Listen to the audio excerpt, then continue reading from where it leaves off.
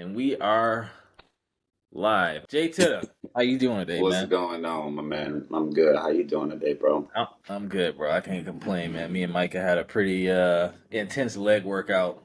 We've been working out in the house with the 30-pound dumbbell, squatting with the resistance band, so we lifted pretty heavy today. So Nice, that was pretty good. Now we're gonna have a big ass steak when we're done with the spaces. nice. Yeah, man, I've been skipping leg day.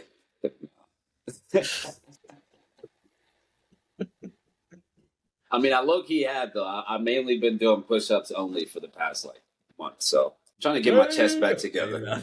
I need to get my barrel chest going again, man. Yeah. No, we lift heavy chests the other day too. They just finished renovating the gym. Cool thing about California, man, you can work out in a rec center and hoop for free. So that was That is pretty nice. cool. That is But pretty cool, man. cool, man. We can go ahead and kick this off. I'm gonna grab the notes. So in this episode, we're reviewing a book called The Creature from Jekyll Island. And it's almost like the history of the Federal Reserve. And this book was really eye-opening and almost kind of scary at points. You know, people look at America as like the American dream, but peace comes from war and a lot of bad stuff. And they kind of talked about a lot of stuff here in this book. So, like on the other book analysis that we do, I take notes on the most important things in the book, and we're going to cover these notes and kind of just elaborate on the things that aren't self-explanatory.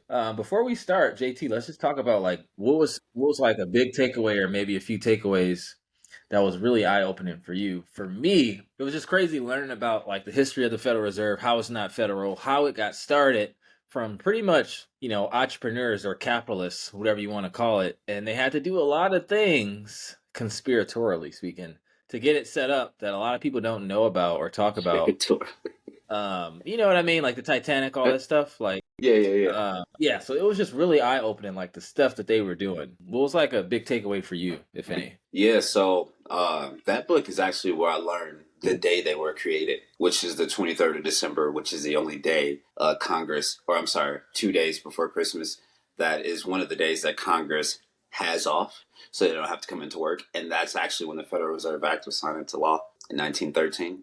And so that's Yeah. where I learned that. And also, man, it's funny because from the book, you can kind of get the sense, and not even just from the book.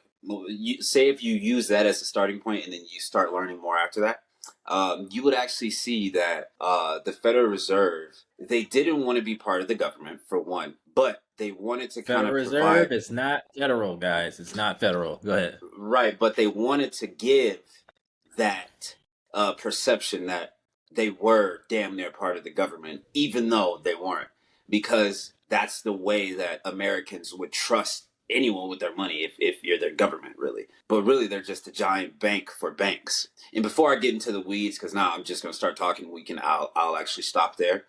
So those are like a couple of the biggest things that I got from it, but I know we're going to go through a ton based off of what you got in your notes there. Yeah, and if we don't go through some stuff you have in mind, we can always talk about it afterwards. All right. First point. The problem is compounded further by the fact that banks are allowed to loan even more money than they have received in deposit. That's super obvious. Wait, why Okay. is that the first point, dude? I don't know, man. I read this before I really got into like finance books, so I was just like, I was at a different point in my life. You know what I mean? He said, "Uh oh." Sam recommended me to read this book back in like when we were still living at 6106. So you know how it was then, really wet behind the ears. Yeah, for sure, So for sure. don't agree, you asshole. Say no. That's hilarious. All right. The way banks make money is to collect interest, and the only way to do that is to make loans. The more loans, the better. Basic. The American people Yeah, did so not. wait, but that might not be so basic, right? So I mean it is, but let's talk from a standpoint. Let's say if someone's watching this and they don't know how banks work at all. Um and so yeah, so banks as of now they have a couple of ways of making money. They could get yield from investments. They could use the repo market, which is overnight lending, and they could lend money to other banks at like, a rate. And it's literally a repurchase agreement. It's just effectively selling something and agreeing to buy it back like at a later date, which in the repos market case will probably be 24 hours to keep things simple. And also they can extend loans and generate capital off of the interest of those loans. And so, yes, they make money off of you and they make money off of each other. And those are really the ways that they stay profitable. And that's why when, there are liquidity problems, banks are often the center of that, whether it's perception or the actual issue. Okay. Yeah, I don't have anything to add to that. Pretty much hit the nail on the hammer. All right, so this next point, before I even read it, they in the book is written by a guy who really hates the Fed, and I don't know if he's still trying to do it, but he was trying to put together like a group of people to like overturn the Fed. Like even in the back of the book, it's like, if you want to join and overturn the Fed, call us here, kind of thing, like an invitation. Which is crazy that someone would. It shows you Stick like their the neck out like ambition, that. like ambition of humans, bro. Like to think that you could overthrow the Federal Reserve and lead the charge. I mean, shit, you You you got to optimistic have enough? some cojones. You had to have grown up in like somewhat of a privileged lifestyle as well, even to think about that. Um, and yeah, I don't know. To me, that has to involve. Not trying to say he's naive or anything, but it has to involve some sense of naivete to even go after that, not knowing you're going to lose. Yeah. No, seriously. Yeah, so they describe the Federal Reserve. He describes the Federal Reserve as a cartel, pretty much. And if Which, you yeah. think, I was gonna say, if you think about it, it ain't too different. So, all right. So the next point is the American people did not like the concept of a cartel. The idea of business enterprises joining together to fix prices and prevent competition was alien to the free enterprise system. It could never be sold to the voters. Yeah, so And I don't know if that that's go ahead. I was gonna say that pretty much like that verifies what you were saying on like they wanted to give it that federal look, and they knew if they were just like marketed it as what it actually was, people wouldn't have went for it because they did. Correct me if I'm wrong. They did have to get like some votes and some approval, even though they killed some people off to get it passed too for the people who vote held the most weight. But yeah, So I would actually like so this is part of like the bias that I've learned over time that is in the book that you probably won't hear people talk about because they respect the guy's name or whatnot. And this is no disrespect, but it's not necessarily controlling prices. They can't control prices. If they could, inflation, they would have beat it already. Keep that in mind. So they can only influence prices by manipulating monetary policy, by adhering to their dual mandate, which is maximum employment price stability. Their only tools mainly for price stability, for example, is interest rate policy. And, they've added QT and QE as well since the late GFC. And so I wouldn't say as price controls are controlling prices because, I mean, clearly they're not. But, they have tools by which they could influence prices. So, yeah, I just want to put some clarity on that because that's like, it's a very biased view.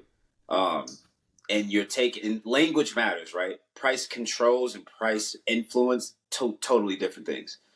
And so I just want people to understand that the Federal Reserve does not control prices, but they do influence them. yeah, it's almost like they control what controls the prices. Damn near, they control the money supply. So it's indirect. Yeah. Yeah, Yeah, but it's like demand comes in. That's why it's in more influence. It's like if there was one mechanism that, okay, if this happens, then this happens. It's that's one thing, more of but like a chain, the monetary daisy system chain. is complex, and as we know, complex begets interdependencies. So obviously, this That's a depends on bar. that. That depends on that. This depends on that. That's a bar right there. Um, good stuff. Good stuff. All right, next one. Warburg He was a complained guy, that yeah. I don't.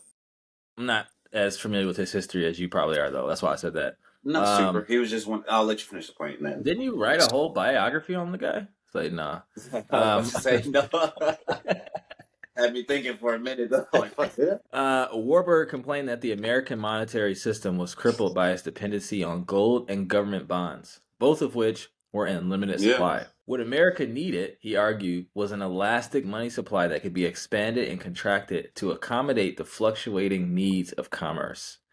And we kind of talked about this on the Big Debt Crisis book analysis review on how like the Federal Reserve wants an elastic currency. They don't want because if you're pegged to gold, you have to be honest, and you can't create credit without credit. You can't create as many jobs without jobs. You don't have a flourishing economy. So that kind of just plays on that.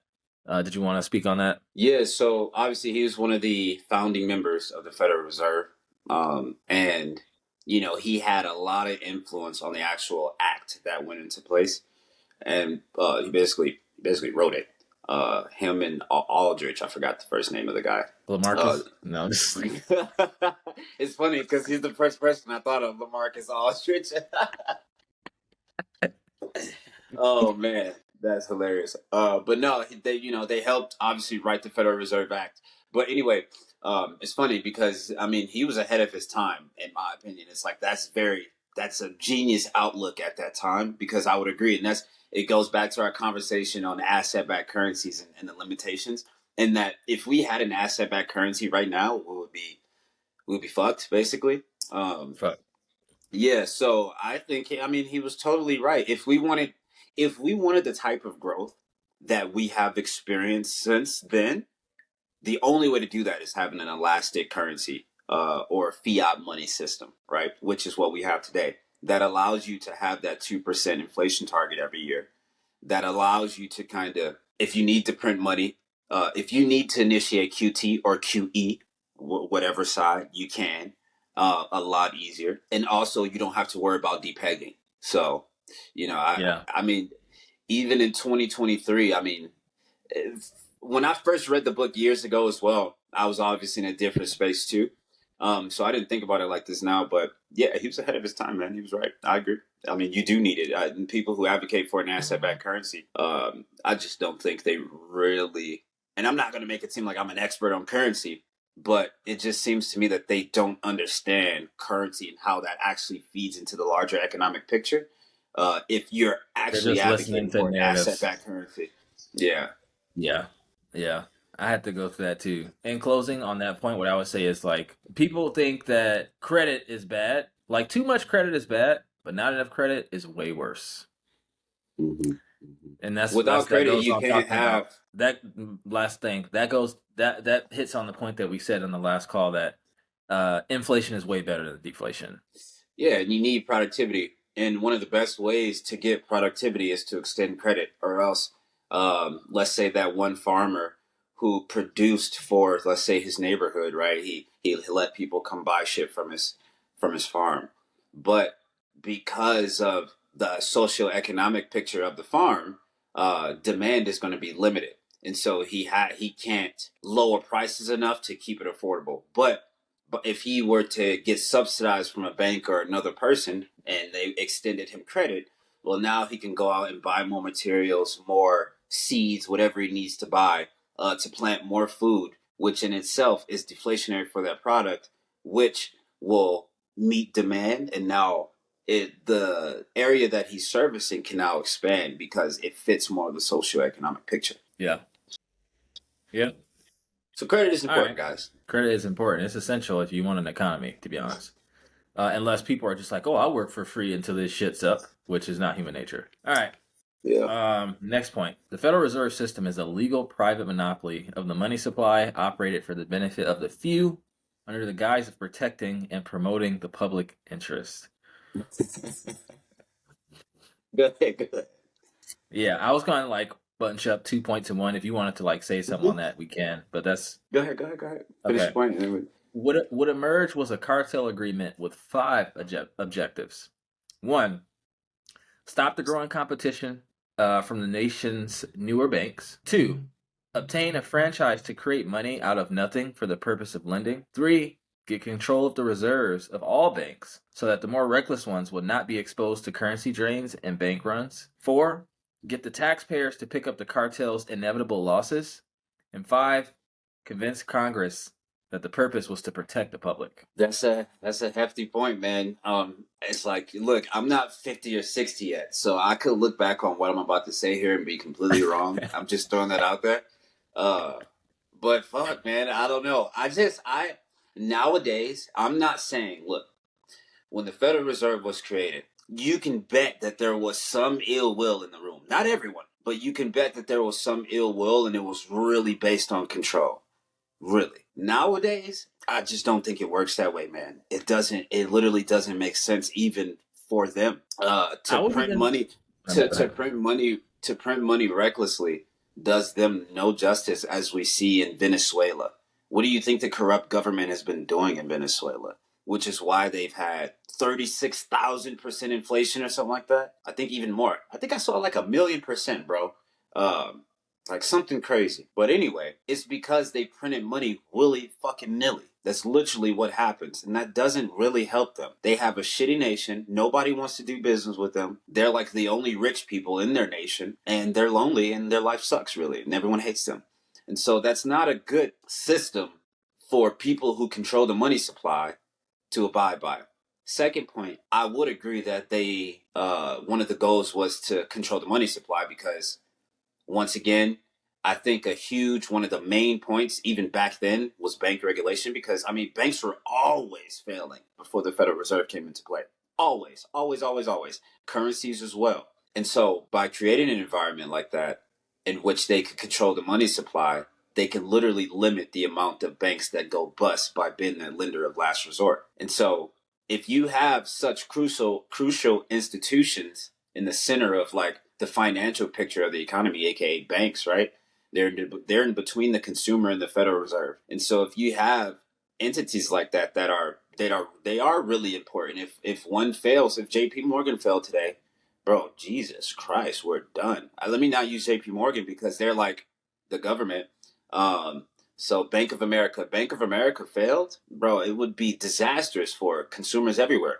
And so if I'm a guy who's helping run the country, I'm probably going to come up with an idea as well as say, hey, we need to create some type of main bank, right? Central bank. We need to create some type of main bank that could provide liquidity in the events that these banks become insolvent because it would hurt so many individuals. And if we can come in and backstop that at the risk of a little inflation, which we can manipulate to the downside even, well, that would actually make more sense, right? And then we could have more prosperity as a nation.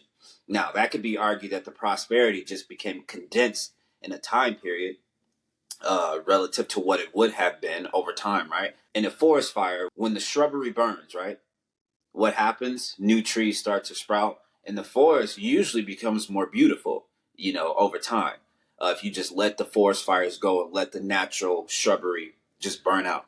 And so you can argue that same thing for the economy. But if I'm sitting in the room and I'm running the entire country, yeah, I'm probably thinking the same thing. We should come up with a bank that can help backstop these precarious situations. Yeah, I agree. I would even go out on a whim and say that even back then, because like before the Federal Reserve, James Pierpont Morgan was the Federal Reserve. Like he was bailing he had bailed the United States out what twice, if I remember correctly, funded a war. Like he was probably Yeah. like, "Fuck, I'm tired of bailing out this fucking country. I want to enjoy my fucking boat." So he's like, "Let me create an institution for these motherfuckers." And like, there's nothing in the world that I can think of other than like maybe religion, but even that it doesn't have like a polar effect. Like nothing is all good and nothing is all bad. Like even you look at electric cars, we're having to mine all this cobalt and lithium that still fucks up the earth, but people think it's so good for the earth. Like fucking everything is pretty much like that. I think they had good motives, like they just didn't want the country to fail, but they're like, shit, while we're at it, we'll probably just want to control this motherfucker too. So, I mean, Yeah. that's what I would And say. man, you know what? This is more a conspiracy than anything because I have no facts on this, but it seems like really the evil ones, and I'm thinking of Henry Kissinger and the like, right? So like the ones who like had bad intent, they actually weren't inside of the Federal Reserve, but they may have helped fund the creation or write the act itself, right? But they're not in the Federal Reserve, so that's just a conspiracy. So yeah, that's interesting because usually, even if you think about it, the president is usually a puppet, right? So if you look at how the president becomes president, he gets a lot of funding, a lot of funding from They from all go private. through the Council of Foreign Relations too. They get groomed. Yeah, and so, yeah, exactly, exactly. So they have like private parties and stuff, and they solicit money from billionaires and heavy multimillionaires, to contribute to their campaign to the tunes of hundreds of millions of dollars, and that's how they usually win. So the one who won, he probably had the most funding. You can look at it like that. Um, and the powerful ones, they're not the president. They're the ones who gave the president the money.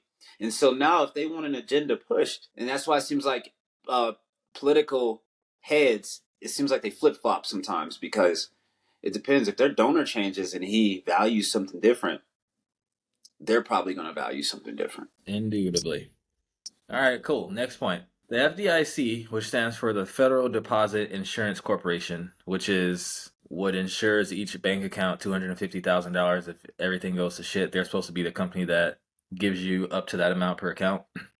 The FDIC has three options when bailing out an insolvent bank. 1, pay off. 2, sell off. 3, bail out. Large banks get a free ride when they are bailed out. Their uninsured accounts are paid by the FDIC, and the cost of that benefit is passed to the smaller banks and to the taxpayer. This is not an oversight. Part of the plan was to give a competitive edge to the large banks. Yeah.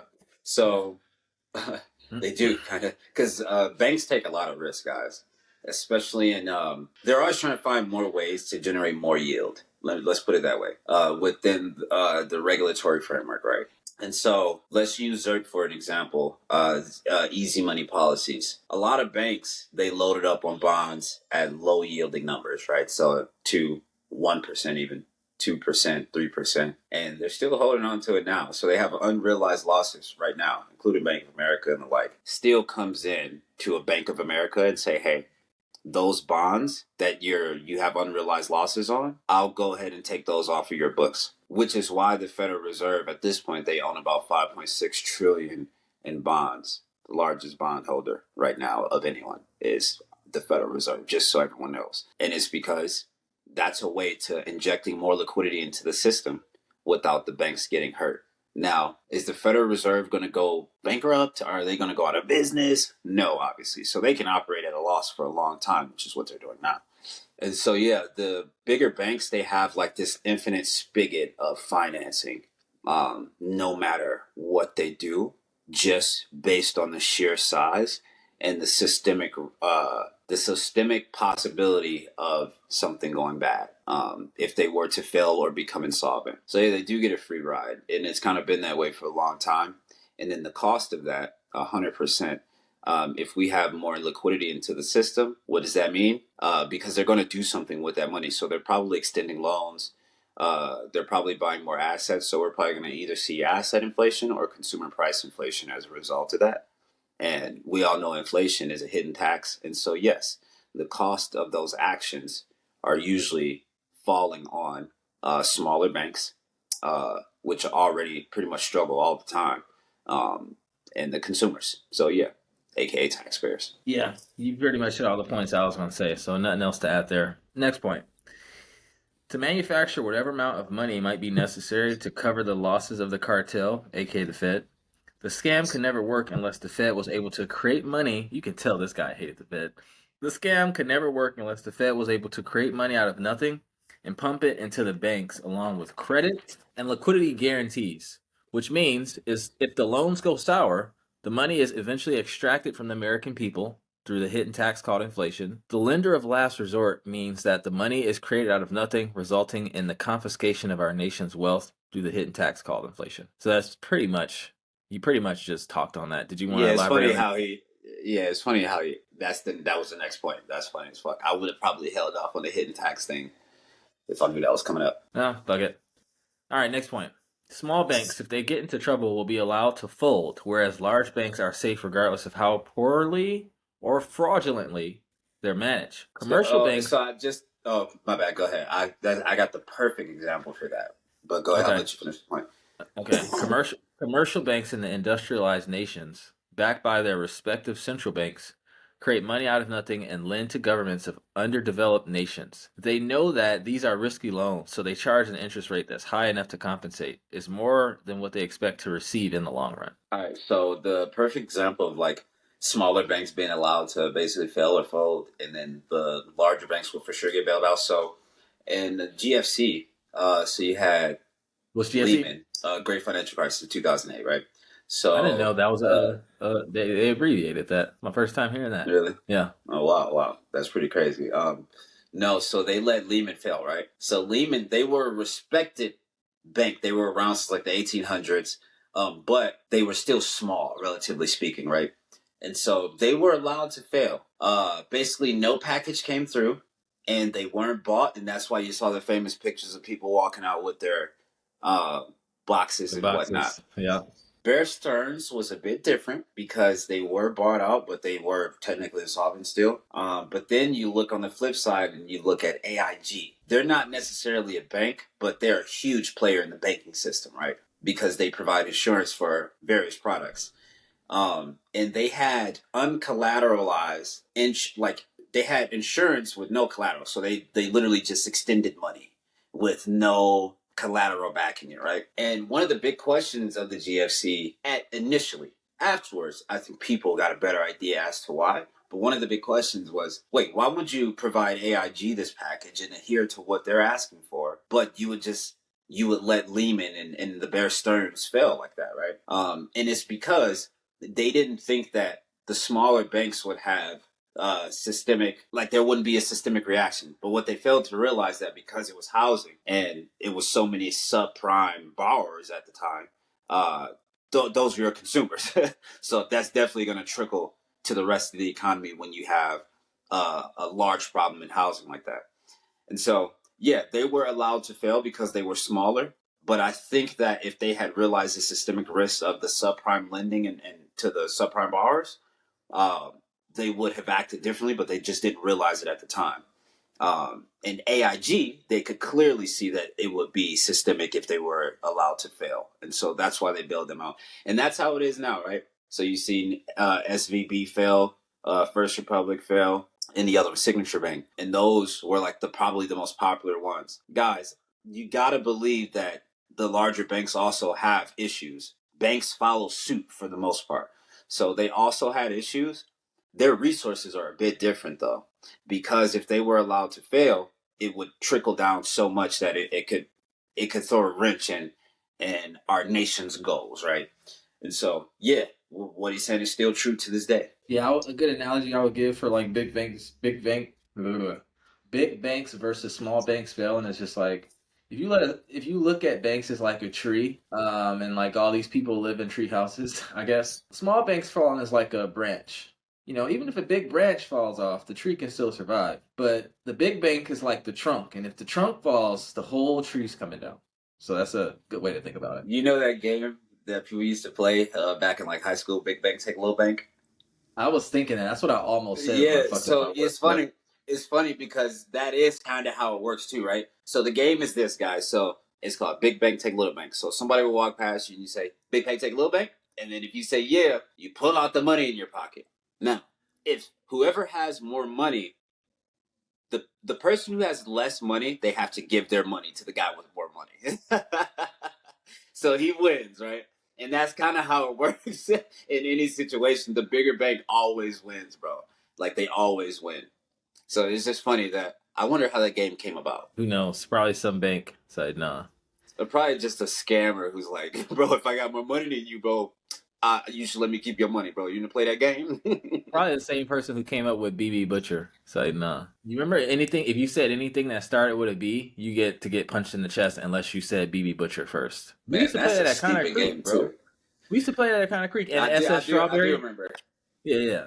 All right, next point. Yeah, I know. Okay, now this is where the guy gets a little like, you'll see. The law of supply and demand will rapidly seek exactly the same equilibrium as existed with the more limited money supply. When the quantity of money expands without a corresponding increase in goods, the effect is a reduction in purchasing power of each monetary unit. AKA, nothing really changes except that the quoted price of everything goes up. This guy is of the belief. Can you read that first? Yeah. I just want to say this first before I read it again. This guy is like of the belief that we should have like a peg currency, and I'm surprised with how he wrote this whole book and everything he knows about economics.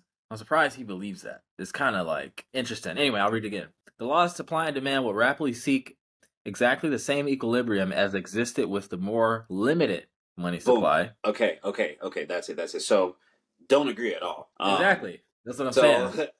So I'm gonna start backwards. So with the I agree that if you're printing money without a corresponding increase in productivity or services, it's going to be inflation. And if there's just goods and no productivity with printing money, it's also inflationary.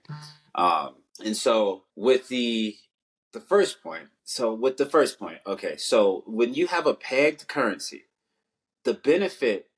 Uh, Let me start fiat. If you have a fiat currency, the benefit is you can extend more credit. Credit, in turn, ideally helps increase productivity along with the money supply. And so, just by going off of that, that supply and demand, like demand is going to be great. Wait, so he said it'll reach it. I want to make sure I understand because he might not be wrong, actually. He said the supply and demand will reach an equilibrium basically in the same way in a pegged currency and a fiat currency. That's what he's saying, right? I'll read it again. And this kind of reminds me of like Bitcoin standard when it said any amount of money is good for any size quantity as long as its units are divisible enough. It sounds like they're saying the same thing, but it says the law of supply and demand would rapidly seek exactly the same equilibrium as existed with the more limited money supply. Yeah, no, I wouldn't. You would definitely have Yeah, more I don't supply. agree. You can literally create more supply on a fiat system through printing money or extending credit. And if that's the way you extend money, print money by extending credit, then that increases productivity ideally, right? Um, and you just won't have that same effect if your currency is limited to the commodity in which it's backed by. Yeah, because you can't just increase that commodity like that.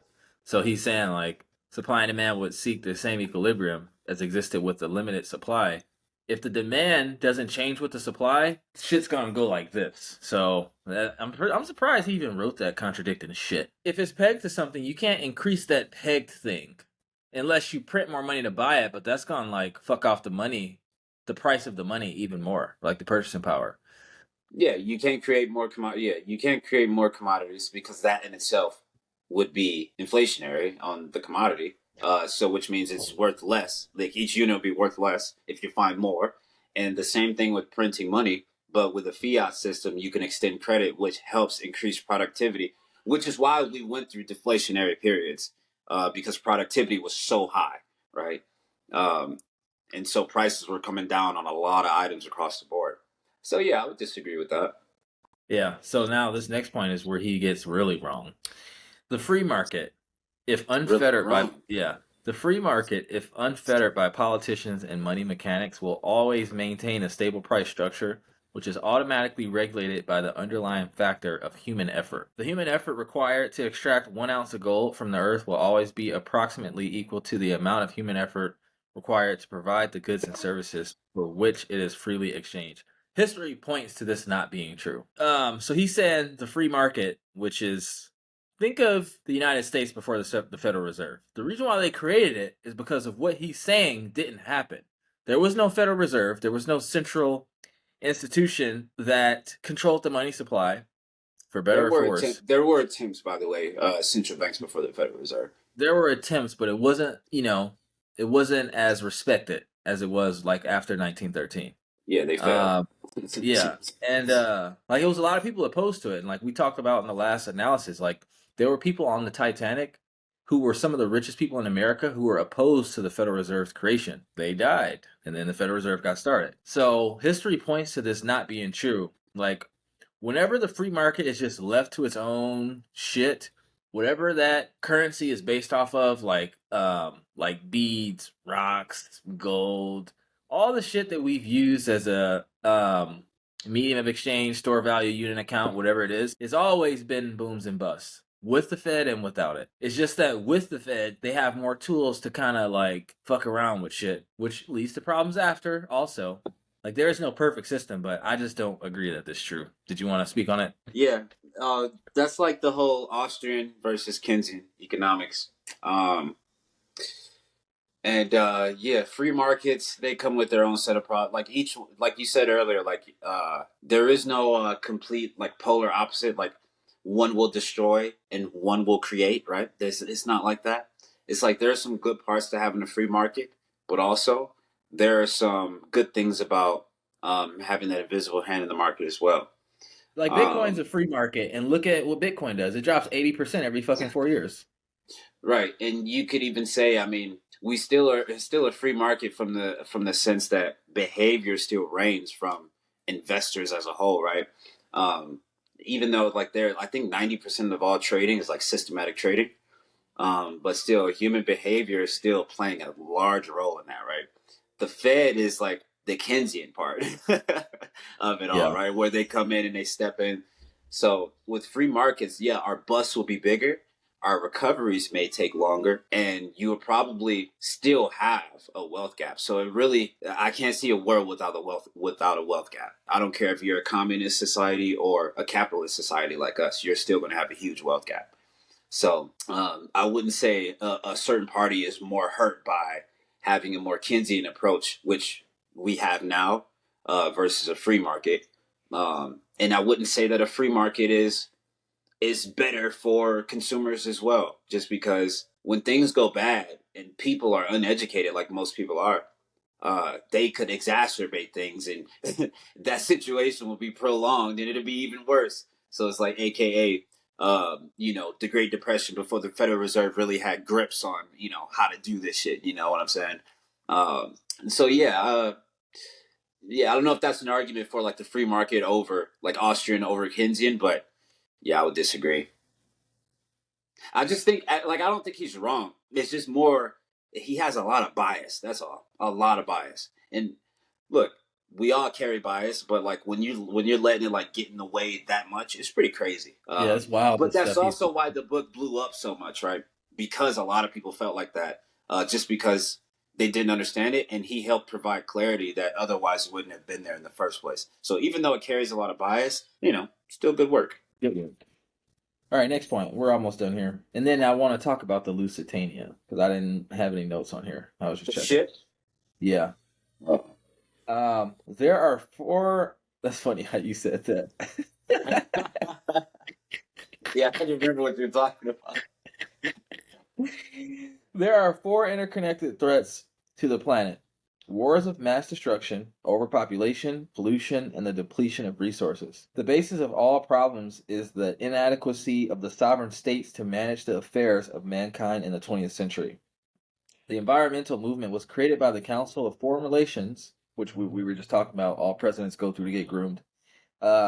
It's a substitute for war that they hope will become the emotional and psychological foundation for world government. Getting a little conspiratorial in this thing now, huh? So basically, he was elaborating in the book on how like global warming is bullshit. Overpopulation is bullshit. Like everyone in the world can fit inside the state of Texas. I forget what year they stopped teaching people how to grow, but like before all these supermarkets, everyone was growing their own Wait, food. what? Everyone in the world can fit inside the state of Texas? Is Yeah, that a fact? yeah. Look it Is up. that an actual fact? Yeah, if everyone just stood there, obviously we wouldn't be able to Yeah, like live comfortably. would we be standing next to each other? Like, I don't know how close, but it's I don't true. get the point of that point if we can't live there Because comfortably. because if everyone could stand in one state and we got 7 continents, motherfuckers can live throughout the whole world and overpopulation isn't an issue. This is the whole point.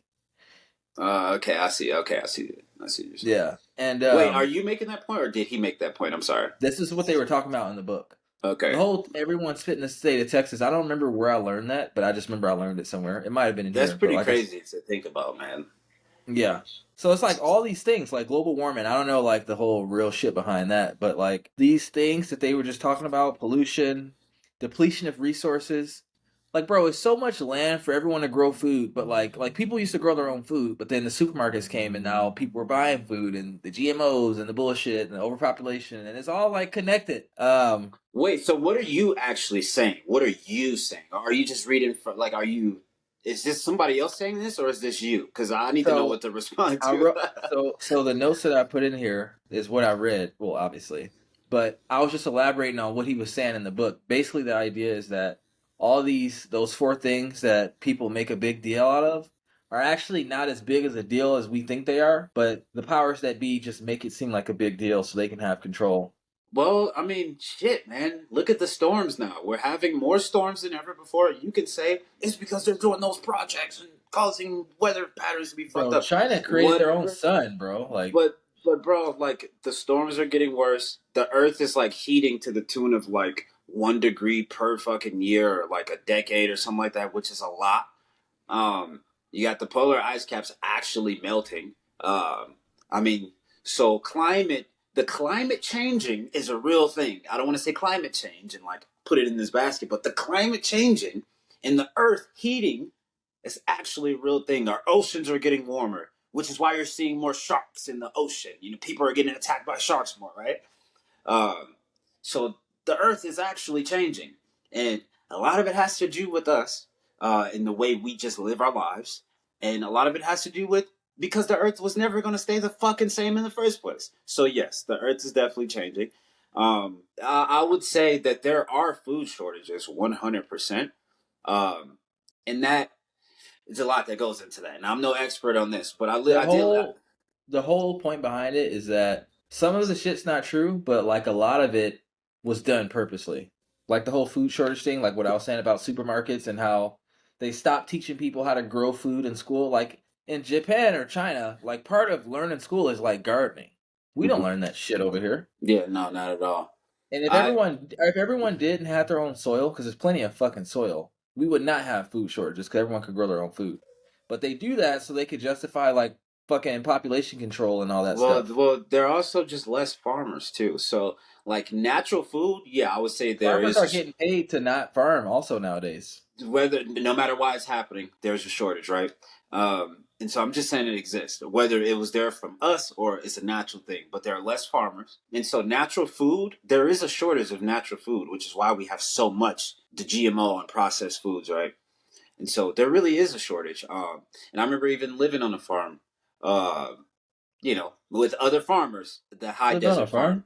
Yeah, the high desert farm, Shannon's family. Oh, okay, right. Yeah, 15 acres. So, but anyway, talking to the other farmers, I mean, there really was like their food was becoming more expensive, basically, right? Because it's less natural shit. Because there's less farmers, you don't need as much supply, and so now they're paying more for their products, right? Which is part of the reason how that feeds into that the end consumer prices as well. But yes, I would just say that it did seem as if there was a shortage of natural food, which it still seems that way right now, and that would actually make sense. I don't know how we got there, whether farmers are being paid not to farm or whatever it may be, but there is a shortage of natural food, 100%, and that's even why natural food is more expensive. Like the shit that's good for you costs more, and it's been that way for a while because farming has just been and agriculture has just been on a decline for God knows how long at this point. Yeah, I'm definitely gonna teach my kids how to grow their own shit. Learn how to Yeah. garden, guys. Bro, farming used to be a staple in America. Now it's just not. Like farmers are looked at like weird people now. Like it used to be like, bro, you're a farmer? Oh, that's cool. Like they look cool. You have Farmer Jack. Like it was cool, you know? I remember Farmer Jack. Yeah. Now it's just Yeah. All right, last point before we talk about the Lusitania. The concept that the Federal Reserve is privately owned is a legal fiction. The member banks hold stock, but it carries no voting weight. No matter how large the bank or how much capital is paid in, each bank has one vote and the stock can't be sold or traded. That's fucking crazy. Yeah. Well, that's just a fact. Yeah. That's just a fact. Yeah, so they basically set this thing up to be like immovable. Yeah. You literally Like, that's what I'm saying. It's like it's kind of crazy he would even think of going after them. You know. The amount of hubris he contains to go after them is pretty insane, bro. Because the fact that you wrote that and still think that you leading the charge can abolish them, I mean, hey, hats off to you, my boy. yeah, he probably shouldn't have put a target on his back like that. He's still alive though. He still does interviews and stuff. Oh wow. Yeah, I don't He like gotta watching sleep. his interviews to be honest. I hope he never It's watches really this. He's like, doing. man, were these guys like admiring me or fucking hating on me?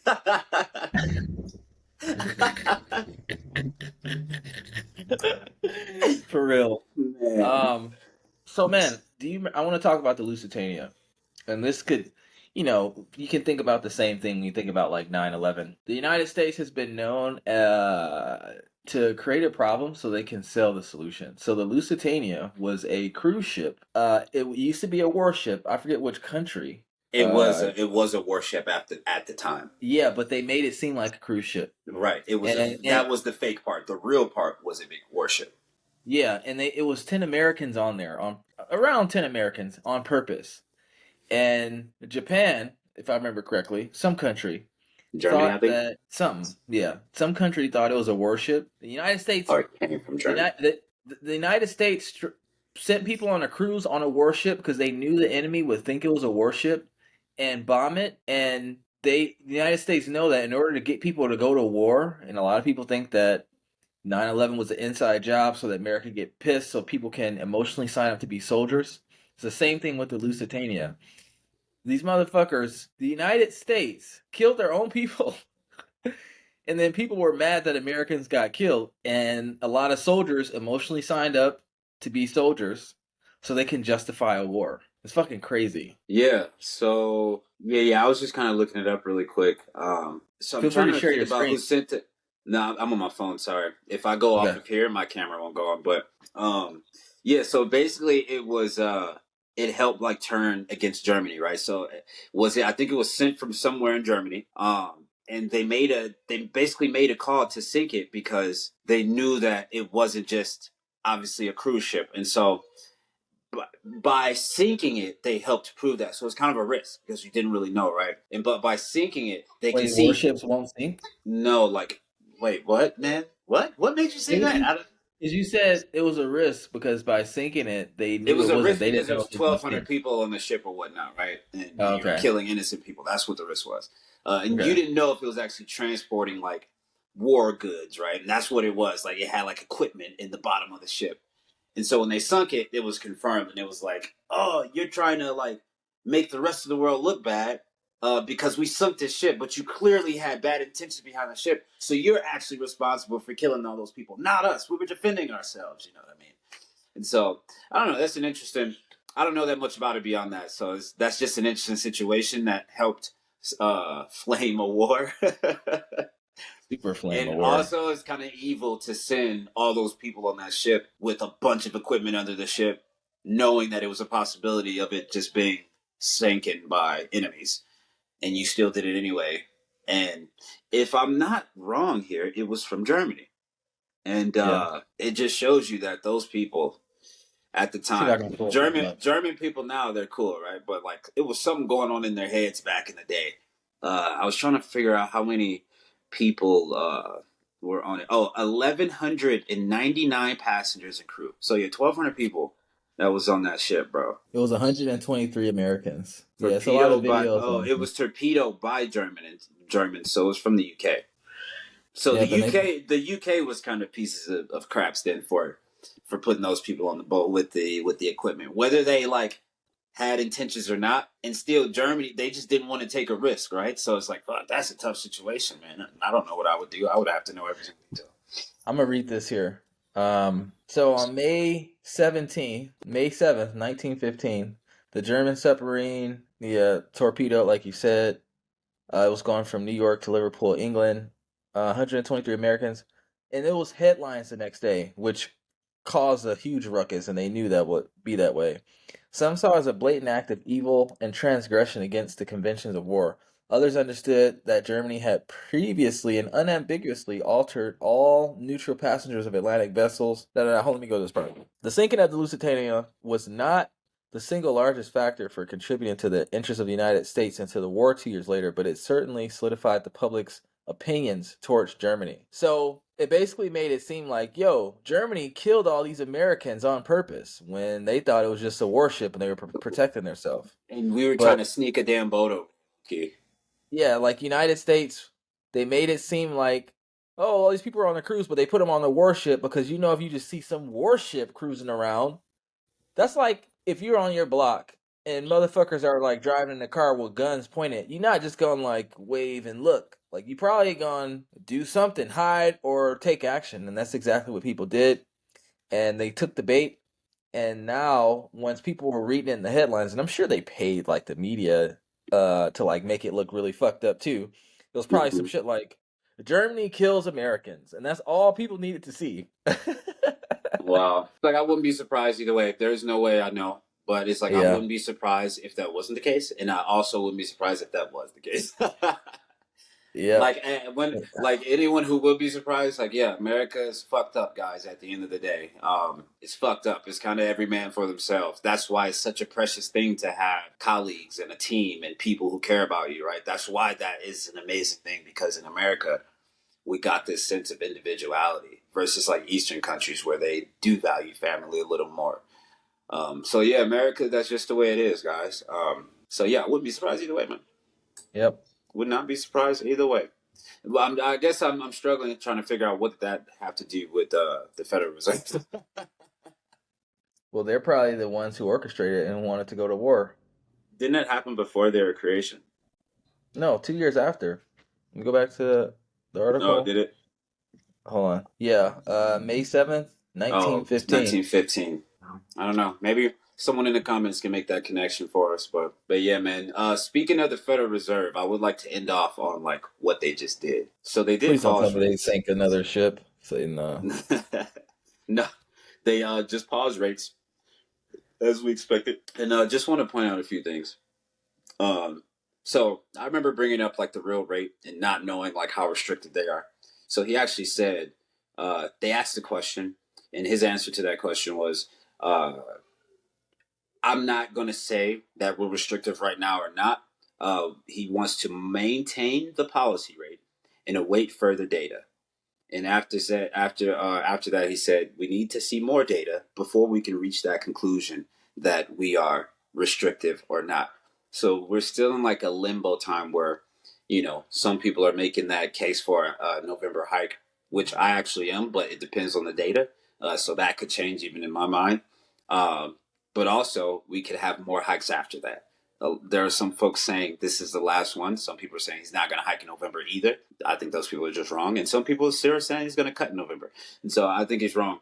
Another thing that he said that was very important, a soft landing is not the base case anymore. So I remember thinking like that was like the main focus. We can achieve the soft landing. I highly believe we can achieve the soft landing. I still believe it's in the realm of possibility, blah, blah, blah, blah, right?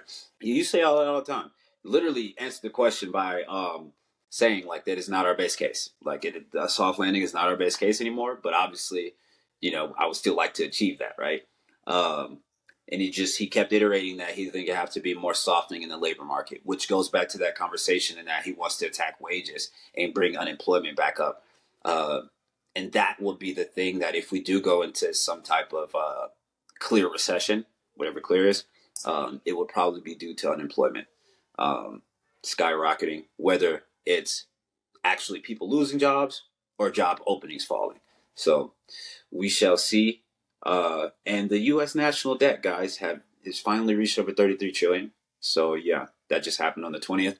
So congrats, Americans. Congrats. We keep stacking that shit up, boy. We keep stacking it up. So yeah, we shall see what happens. I don't believe there's going to be a housing crash. Sorry, I'm just getting all my shit off my chest here at the end. I don't believe there's going to be a housing crash because we're not going to have an influx of 30% overnight. So stop wishing, guys. Unless you own a million houses yourself, then sell them. Then we could get a housing crash. If you sell all your million homes. But yeah, I know you don't own that, right? And yeah, just we'll see what happens here. We shall see what happens. But yeah, that is good stuff. We can go ahead and call it. And Yeah, guys, and as part of the Know It Alls package, you may get the opportunity to step in the cage with me one day. So yeah, stay ready. No, yeah, we I might talk be. about fighting a lot on here. That would be a cool little promotion. Like, oh, one person can select to fight, and then All they right, get paid. I'll step up. Watch the one dude who accepts it is going to be like 6'7", 300 pounds. But yeah, I'll fight. It's like fuck. All It right, might buddy. be Sean Strickland. So no, I'll beat him up. Take his belt. I'm not gonna do my impersonation here. I'll say that for the next one. Yeah, if you guys haven't noticed, I also love fighting. We should probably talk about some MMA one of these days, man. Yeah, we'll do an MMA space in the future. We'll see. The Federal Reserve created MMA because they wanted people to really fight each other, so they didn't focus on them. So no. Hey, it's the modern day gladiators. Even those guys love to watch fighting, man. So I love it. Well, cool, Cool, man. guys. Good stuff. We'll wrap this up, or it's wrapped up, and we'll see y'all on the next one. Let's do it. Peace.